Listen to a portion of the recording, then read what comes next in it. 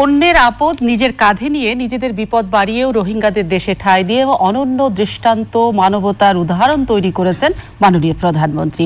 তার এই মানবতা নিয়েও চলছে অনেক দিকে কিন্তু অমানবিক বিরোধিতা। শত বিরোধিতার মাঝখানেও কিন্তু একটি ভালো খবর, এবং যত বাধা সত্ত্বেও আমরা দেখেছি ভাষান্তরে অর্থাৎ মিয়ানমার অকথ্য নির্যাতন থেকে শিকার হওয়া ভেসে আসা মানুষগুলো রোহিঙ্গারা ভাষান্তরে 1642 জনকে পাঠানো হয়েছে। তবে এখন প্রশ্ন, কক্সবাজারের বিভিন্ন শিবিরে কিন্তু প্রায় 12 লাখ মতো রোহিঙ্গা আছে। তাদের মধ্যে থেকে সরকার যে উদ্যোগ নিয়েছে অর্থাৎ 1 লাখ রোহিঙ্গাকে ভাষান্তরে স্থায়ীভাবে রাখা হবে, পাঠানো হবে। কিন্তু প্রশ্ন এখন সেখানে বড় যেটি হয়ে দাঁড়ালো যে 1 লাখ রোহিঙ্গাকেও যদি ভাষান্তরে পাঠানো হয় তাহলে বাকি 10 লাখ তাদের কি হবে? তারা তো কক্সবাজার অঞ্চলে রয়ে যাবে। তাহলে যে সমস্যা সমাধানের জন্য রোহিঙ্গাদের ভাষান্তরে পাঠানো হচ্ছিল তার কতটাই বা সমাধান হবে? আমি সোমা ইসলাম, ম্যাট্রাসাম টু দ্য পয়েন্টে সকলকে স্বাগত জানাচ্ছি। আজ আমাদের আলোচনা যত্নের ভাষান্তর। আমাদের সঙ্গে আলোচনায় যুক্ত হচ্ছেন ডক্টর ফজলুল হক মিলন, সাবেক শিক্ষা প্রতিমন্ত্রী, বাংলাদেশ জাতীয়তাবাদী দল বিএনপি। আমাদের সঙ্গে আছেন ব্যারিস্টার তুরিন আফরোজ, আইনজীবী, বাংলাদেশ সুপ্রিম কোর্ট।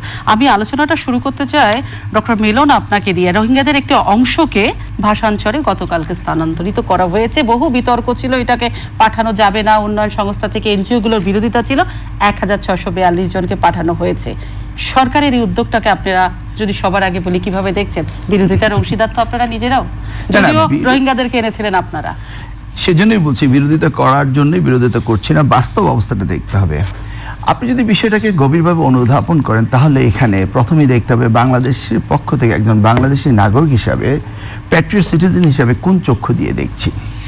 দ্বিতীয়টি হচ্ছে হিউম্যানিটেরিয়ান কারণ থেকে, মানবাধিকার থেকে, মানবিক কারণে আমি কোন চক্ষু দিয়ে দেখছি।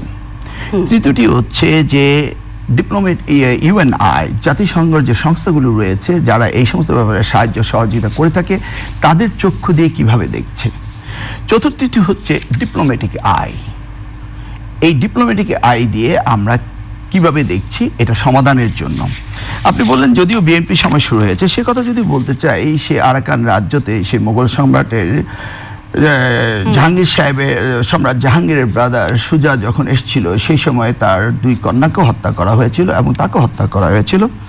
সেই আরাকানে মুসলমানরা অনেক দিন ধরে ছিল, যদিও বৌদ্ধ রাজারা সেই রাজ্যেতে তারা বাংলা মুসলমান হিসেবেই তারা বলতো এবং তাদের কয়েনের ভিতরে কলমা থাকতো এবং ফার্সি ভাষায় তারা লিখতো।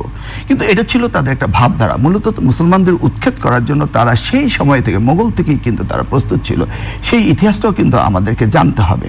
সেই ধারাবাহিকতা থেকে শুরু করে 1978 সালে শহীদ রাষ্ট্রপতি জিয়া রহমানের সময় তারা চেষ্টা করেছিল এবং সেইখানে টেকনাফ নদীতে অনেক লাশও ভেসে এসেছিল। তারপর সেটা দুর্বার প্রতিরোধ যুদ্ধের মতো দামাদল বাজিয়ে যখন সেই টেকনাফে আমাদের আর্মিরা, সেনাবাহিনীরা গিয়েছিলেন, সেই মুহূর্তেই যখন গিয়েছিল তখন সেটা বন্ধ হয়েছিল।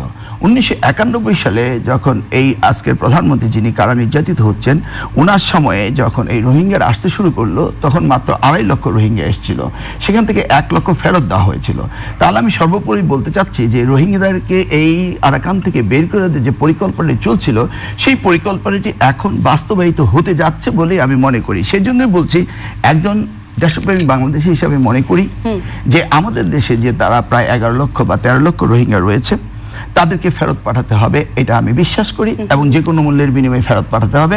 কারণ আমাদের দেশে এবং পৃথিবীর সবচেয়ে বেশি পপুলেটেড কান্ট্রি আমরা, এর চেয়ে ডেন্সলি পপুলেটেড কান্ট্রি আর পৃথিবীতে নেই, এবং আমাদের সমস্যায় আমরা সমাধান করতে পারছি না। সেই জায়গায় যতদিন পর্যন্ত ফেরত পাঠানো না যায় ততদিন পর্যন্ত তো ভাষান্তরে যে উদ্যোগটা সেটাকে আপনারা কিভাবে দেখছেন? সেই জায়গাটা কিন্তু আসতে যে দেখা যাবে সময় পুরোটাই গেছে, আমার আরো প্রশ্ন আছে। ঠিক আছে, তাহলে আমরা যদি মানবিক চোখ দিয়ে দেখি তাহলে আপনার উত্তরটি দিতে হয় আমরা অত্যন্ত সুন্দরভাবে মানবিক কারণে তাদেরকে স্থান দিয়েছি। কিন্তু ডিপ্লোম্যাটিক আইতে যদি আমার দেখতে হয় তাহলে এদেরকে ফেরত পাঠাতেই হবে। আপনি যদি এদেরকে বাসস্থানই দিয়ে দেন তাহলে আমি এই ইঙ্গিতটি দেখাচ্ছি যে আমরা তাদেরকে ফেরত পাঠাচ্ছি না। আর আপনি একটি কথা বললেন যে ইউনাইটেড নেশনসের অর্গানাইজেশনগুলো এটার বিরোধিতা করেছে, তাহলে আসুন তারা কেন বিরোধিতা করছে এই বিষয়টা আমাদের দেখতে হবে। আচ্ছা, আপনি অনেকগুলো বিরোধিতার প্রশ্ন তুলেছেন, ডিপ্লোম্যাটিক আয়ের কথা বলেছেন, বিভিন্ন এনজিও সংস্থাগুলোর কথা বলেছেন, এবং স্থায়ীভাবে পাঠানো হবে কিনা, পাঠাতে পারবে না কিনা সেজন্য ভাষান্তরে স্থানান্তরের কথা বলেছেন। তিনটা প্রশ্ন আরো রয়েছে। জি জি, আমি একটু ব্যাসাতুরিন আপনাদের কাছে যেতে চাই। আমি আর এটাকে রিপিটেশন করতে চাচ্ছি না, আপনি বুঝতে পেরেছেন। কিন্তু আমাদের আসলে কি ডিপ্লোম্যাট সমর্থন দরকার ছিল? আমাদেরকে এনজিও গুলো তো বিরোধিতা করেছিল, এবং মাননীয় প্রধানমন্ত্রী সহ সকলেই বলেছে তারা ব্যক্তির সাথে এই রোহিঙ্গাদের পাঠানোর বিষয়ে বিরোধিতা করছে। এখন যেটা বললেন ডক্টর মিলন, সেটার সাথে কি আপনি একমত না আপনি দ্বিমত প্রদর্শন করবেন?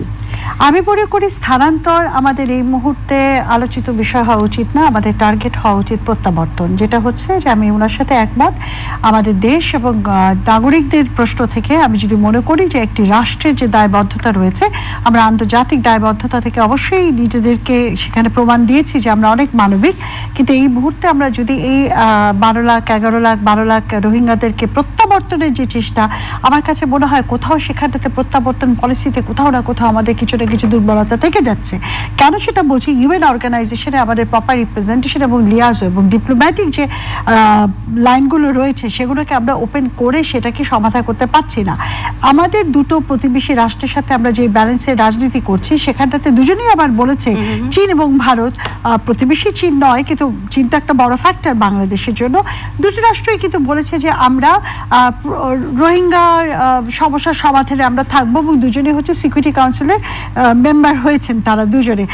কিন্তু কথা হচ্ছে যে যেখানটাতে আমরা দুটো দেশের মধ্যেই দেখিয়েছি সেখানটাতেও কিন্তু মাইনরিটি নির্যাতন চলছে, যেখানটাতে দুটো দেশের ভিতর মাইনরিটি নির্যাতন চলছে সেখানটাতে তারা কতখানি আসলে আন্তরিক থাকবেন রোহিঙ্গা সমস্যার সমাধানে, কারণ দিনের শেষে আসলে তো তাদের ঘাড়েতে কোনো চাপ পড়ছে না।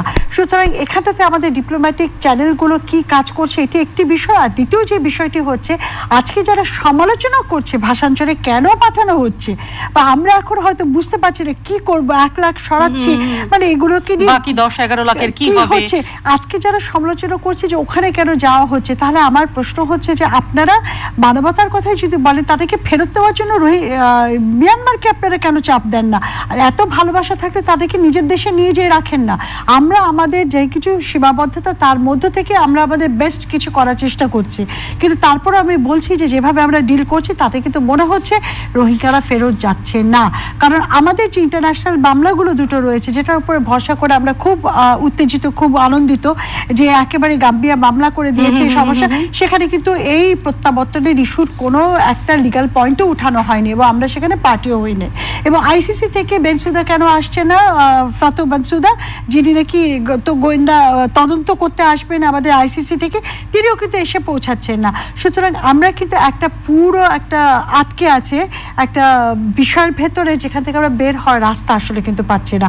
কিন্তু আসলে এই 12 লাখের দায়বদ্ধতা শুধু নয়, এটা যে জনসংখ্যা বেড়ে কততে যেয়ে পৌঁছাবে এবং সামনের দিনে আমরা কোথায় যাব, এটা একটা বড় সমস্যা বাংলাদেশে। একটা বড় প্রশ্ন, সেটা হচ্ছে আপনার কাছে উনিও একই মত দিয়েছেন যে প্রত্যাবর্তন কিংবা স্থানান্তর বড় কথা নয়, তাদেরকে নিজ দেশে পাঠিয়ে দেওয়াটাই সবচেয়ে বড়। সেই জায়গাতে আমরা হয়তো পিছিয়ে আছি, কিন্তু বহুপাক্ষিক যে কূটনৈতিক কৌশল সেখানে কি আমরা ফেল করছি কিনা কিংবা সরকার ফেল করছে কিনা, একই সঙ্গে জানতে চাই মানবাধিকার সংস্থাগুলো এবং আন্তর্জাতিক সংস্থাগুলো দ্বিমত পোষণ করেছে ভাষান্তরে রোহিঙ্গাদের পাঠানোর বিষয়ে। সেই জায়গাটাতে কি মনোমালিন্যের জায়গাটা, দূরত্বটা বেড়ে গেল কিনা? ইয়েস, আপনি যেখানে শেষ করলেন সেই জায়গায় আমি শুরু করি। তাহলে বলতে হয় যে ইউনাইটেড নেশনসের এই অর্গানাইজেশনগুলো কেন তাদেরকে এই জায়গায় যেতে রাজি না? কেন? Come to the point. আপনি তাদেরকে শেল্টার দিচ্ছেন না, তাদেরকে মেরে ফেলছেন, এটাও আমার প্রশ্ন।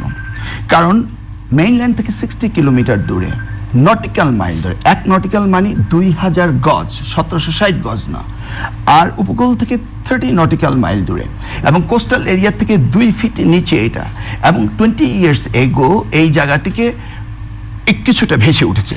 এখনও সেখানে জনমানবের কোনো ব্যবস্থা হয়নি, হঠাৎ করে তাদেরকে সেখানে পাঠালেন। তাহলে মানবিক কারণে যদি সেখানে পাঠান, তারা কতটা এখানে রিস্ক ফ্রি সেটাও কিন্তু বলা হয়নি। এখন পর্যন্ত 15টা বেড়িবাঁধ তৈরি করতে হবে যেটা 9 ফিট উচ্চতায় হতে হবে, সেটা করা হয়নি। সেখানে কোনো রকম আমাদের ইনফ্রাস্ট্রাকচার বলতে আমাদের ল এনফোর্সমেন্ট অথরিটির কোনো কিছু তৈরি হয়নি, স্কুল কলেজ বা তারা সেখানে চাকরি করবে বা বসবাস করবে তার সারাউন্ডিং এরিয়াতে কোনো ফ্যাসিলিটিস তৈরি হয়নি। আপনি কি তাদেরকে কালাপানিতে দিচ্ছেন? তাহলে কি কালাপানিতে মেরে ফেলবেন? আপনি আসুন, অং সান সু চি সে নোবেল পেয়েছে, শাকের করার যদি হয় অং সান সুচি তাদেরকে বের করে, অর্থাৎ শান্তির নোবেল পেয়েছে কিন্তু তাদেরকে সে নেয়নি, তার নোবেল নেওয়ার জন্য অনেক চিন্তা হয়েছে। আমরা অনেকে ভাবি যে আমরা মানবতার দৃষ্টান্ত রেখে আমরা নোবেল পেয়ে যাব, তাহলে কি এটা শাকের করা? আমরা কালা পানি দিলে কি নোবেল পেতে পারি? আসুন আপনার প্রশ্নের উত্তরগুলো বলি। ইউনাইটেড নেশনসের ডিক্লারেশন অফ হিউম্যান রাইটস, সেই ডিক্লারেশন অফ হিউম্যান রাইটসটাকেও ভায়োলেট করেছে। Bangladesh is the signatory of the declaration of human rights. আমাকে বুঝতে হবে পলিটিক্যাল অ্যাসাইলাম সম্বন্ধে উনি বলতে পারেন যেটা ICSR, সেটা হচ্ছে international convent of economic and social and cultural rights. হ্যাঁ, সেটার কথা যদি আপনি বলেন, সে জায়গাটাও তো আমরা তাদেরকে সেই রাইটস দিতে পারছি না। তাহলে আপনি বললেন যে আমরা ইন্টারন্যাশনাল কমিউনিটিকে আরো আমরা অ্যাগ্রিভেটেড, অর্থাৎ তাদেরকে আমরা এই মানে মনোমালিন্যের দিকে ঠেলে দিচ্ছি কিনা। অফকোর্স আমরা সেটা ঠেলে দিচ্ছি। তাহলে কার সাথে আমাদের বেশের তুরিন আপা যেটা বললেন, আমি তো সেটাও বলতে চাই যে আজকে তাদেরকে বের করলো কারা? চায়না। সাথে কে ছিল? ভারত। তাহলে কি আমরা চায়না এবং ভারত দুজনের বন্ধু, সেই হিসেবে কি আমরা 11 লাখ এইটা কি আমরা নিচ্ছি কিনা সেটাও আমাদের দেখতে হবে। কারণ চায়না যদি আমাদের এত বন্দি প্রথম দেশ হয়ে থাকে, কেউ কেউ বলে, পররাষ্ট্রমন্ত্রী বলেছে, কেউ হলো রক্তের বন্ধন, কেউ হচ্ছে অর্থনৈতিক বন্ধন। আজকে একজন হলো রক্তের বন্ধনে আবদ্ধ, আরেকজন অর্থনৈতিক বন্ধনে আবদ্ধ। দুইজন ফ্রেন্ডই যদি আমাদের থাকে, দুই ফ্রেন্ড মিলে তাদেরকে বের করে দিচ্ছে, লাইবিলিটিস আমাদের কাঁধে আসছে। আর আপনি বলছেন 1 লক্ষকে সরিয়ে নিলে কি আইন শৃঙ্খলার উন্নতি হয়ে যাবে? নিশ্চয়ই না। তাহলে কার স্বার্থে, কোন কারণে, সেটা কি আমাদের ইনভেস্টিগেট করতে হবে না? আমি একটু বলবার চেষ্টা করব। প্রথমে হচ্ছে বিলুর ভাইয়ের প্রতি সম্মান রেখে বলছি, মেরে ফেলার প্রশ্ন এখানটাতে আসছে কেন? আপনি বলছেন রিস্ক ফ্রি জায়গায় তাদেরকে শিফট করা হচ্ছে না, সেখানে যথেষ্ট ফেসিলিটিস নাই। What is the other option? Are we bound to give that thing to them or not? এখন হচ্ছে আপনি যেটা বলছেন যে সিভিল ইন্টারমেন্টের, এটা তো সিভিল ইন্টারমেন্টের ইস্যুও না। আমার জেনেভা কনভেনশন মানতে আমি কতখানি বাধ্য সেটাও হচ্ছে, সেখানটাতে সিভিল ইন্টারমেন্টের কথা আছে। কিন্তু আমার যখন রিফিউজি আসছে সেখানটাতে, হ্যাঁ আমরা তাদেরকে একটা মিনিমাম একটা কিছু দেব, আমরা তাদেরকে ফেরত পাঠাবো না, দ্যাট ইজ দেয়ার। কিন্তু কতখানি সুযোগ সুবিধা তাদেরকে দেব, এটা যেটা আপনি যে ICSR যেটা বলছেন, সেটা হচ্ছে যে এই সিভিল রাইটসটা এভরি সিটিজেনের আছে, কিন্তু কোনখান থেকে? নিজের রাষ্ট্র থেকে। আমি আরেক রাষ্ট্রে যে রিফিউজি হয়ে সেটা কিন্তু ক্লেম করতে পারছি না, তাহলে কিন্তু রিফিউজি কনভেনশন আলাদা করে হতো না। So that is not applicable in this situation. দ্বিতীয় হচ্ছে আপনি যখন বলছেন আমাদেরকে একটা কস্ট বেনিফিট অ্যানালিসিস করতে হবে, আমরা যখন বলছি ভাষাঞ্চলে ওখানটাতে জায়গা, নতুন কিছু সব কিছু আছে, তাদেরকে তো কোথাও না কোথাও রাখতে হবে। এখন যদি হয় যেটা আমরা বিশ্ববাসীকে খুশি করার জন্য তাদেরকে ঢাকা শহরে এনে রাখবো, সেটাকে আমরা করতে যাব, তাহলে আমাকে চিন্তা করতে হবে কস্ট বেনিফিট অ্যানালিসিস। আজকে উখিয়াতে, আমাদের কক্সবাজার, টেকনাফের যে অবস্থা, সেখানটাতে কিন্তু আসলে আমাদের পর্যটন একেবারেই ধ্বংস হয়ে গেছে।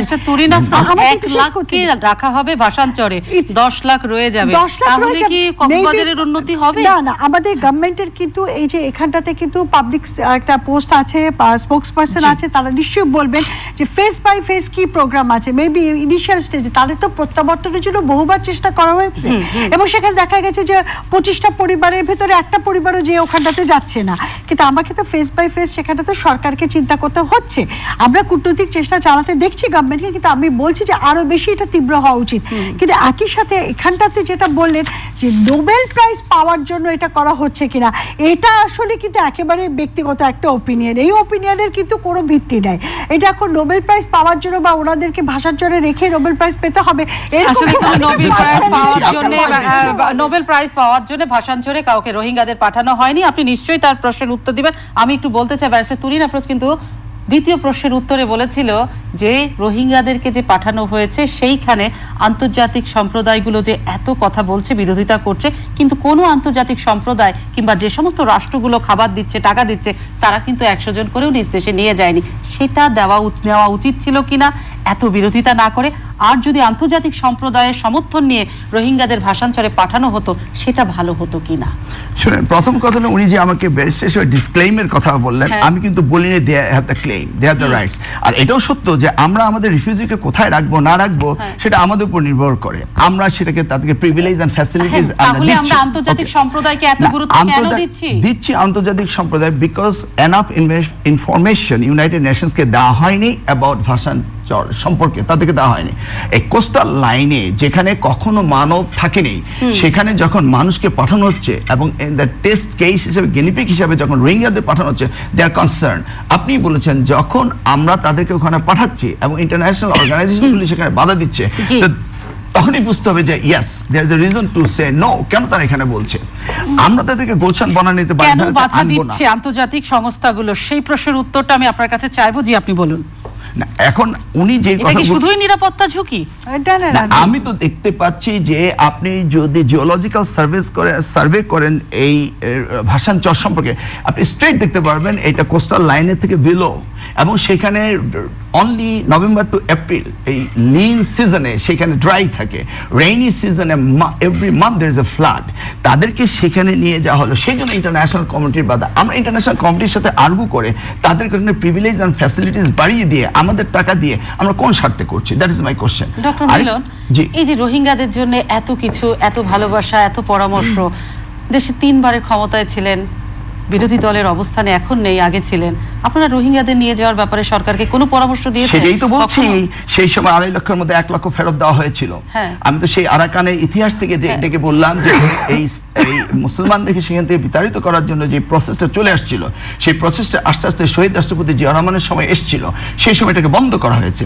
1991 এসেছিল, সেটাকে বন্ধ করা হয়েছে। তারপর 96 থেকে 2001 সেই সময় চুপচাপ ছিল, 2000 2006 চুপচাপ ছিল, 2009-এর পরে হঠাৎ করে 13 লক্ষ চলে আসলো। আমাদের বন্ধু অর্থনৈতিকভাবে বন্ধু যারা, এবং যারা আমাদের রক্তের বন্ধু, তারা এটাতে কোনো বাধা দেয়নি। আমাদের ছোট্ট ঘনবসতিপূর্ণ দেশে তারা আসতে পারে, আর অন্যান্য দেশে তারা যেতে পারে না, তাদেরকে কেউ রিসেটেল করতে পারে না। আমাদের এখানে কেন? Why we have that responsibility? Diplomatically fail করেছে এই government, not our Begum Khaleda জিয়ার গভর্নমেন্ট diplomatically fail করেনি। 1 লক্ষ রোহিঙ্গা আমরা ফেরত পাঠিয়েছিলাম। ডিপ্লোমাসিতে ফেল করেছে বর্তমান সরকার। আমার কাছে মনে হয় যে এটা মানে বিএনপি আওয়ামী লীগের তো ইস্যু না, এটা ন্যাশনাল ইস্যু, এটা বিরাট বড় আমরা এখানটাতে মাথা চাপড়ে যে চিৎকার করে কি লাভ বলেন? আসলে তো আমাদের রোহিঙ্গা ফেরত পাঠাতে হবে। এখন কথা হচ্ছে আন্তর্জাতিক সংস্থাদের কথা আমাদেরকে কেন শুনতে হবে? মানে অ্যাজ ইফ আন্তর্জাতিক সংস্থা এমন একটা ভাব করছে যে হ্যাঁ বিএনপি খুব ভালো করেছে, রিপোর্ট কার্ড দিচ্ছে। ইস্যু তো সেটা না। ইস্যু হচ্ছে আন্তর্জাতিক সংস্থা যাদের নাকি এত আহা উহু এত বেড়ে যাচ্ছে, এই আহা উহু করে দেশগুলো কেন নিজেদের দায়িত্বে নিয়ে যাচ্ছে না? তাদেরকে সেটেল করে দিবেন, তাদের বাংলাদেশে সেটেল করার প্রশ্ন না। এখানে রিলোকেশন হচ্ছে, এখানটাতে কিন্তু তাদেরকে সেটলিং হচ্ছে না। আপনি যেটা বলছেন এখনো যারা ক্যাম্পে আছে তারা তো এখনো ক্যাম্পে আছে, সেই ক্যাম্পেরই কি তুলিন আফরোজ, আমি কিন্তু একটু প্রসঙ্গ পাল্টাতে চাই। ভাসান চর থেকে আমি একটু ভাস্কর্যের দিকে চোখ ফেরাতে চাই। সবচেয়ে বড় কথা, হঠাৎ করে বিজয়ের মাসে যেখানে বঙ্গবন্ধু জন্মশতবার্ষিকী চলছে, সেখানে আজকে আমরা দেখতে পেলাম, এবং গত কদিন ধরেই দেখছি, সেখানে আজকে কুষ্টিয়াতে কিন্তু জাতির জনকের ভাস্কর্য ভাঙচুর করা হয়েছে। এই যে উদ্ধত্ত, এই যে ধর্মীয় গোষ্ঠী হঠাৎ করে খেপে গেল, কেন মনে হলো, কেন খেপে গেল? তা ধর্মীয় গোষ্ঠীতে এখন অনেক সময় খেপে যাচ্ছে। বিভিন্ন সময় হেফাজতে যখন আন্দোলন করে লাফালাফি করে কোরআন পড়ায়, তখন তো আমরা একটা বড় দল থেকে শুনি যে বিরিয়ানি নিয়ে তাদেরকে খাওয়ানোর জন্য। এখন কথা হচ্ছে যে তাদের পিছনে কারা কাজ করছে, এটাও কিন্তু আমাদেরকে দেখতে হবে। ধর্মীয় গোষ্ঠীও যেমন খেপে যাচ্ছে, কিন্তু আমরা বিরিয়ানি খাবার যেমন দৃশ্য দেখেছি, 5 ফিয়ে সালাম করা একই স্টেজে বসে, নির্বাচনের আগে একটা ভোটের জোটও দেখেছি।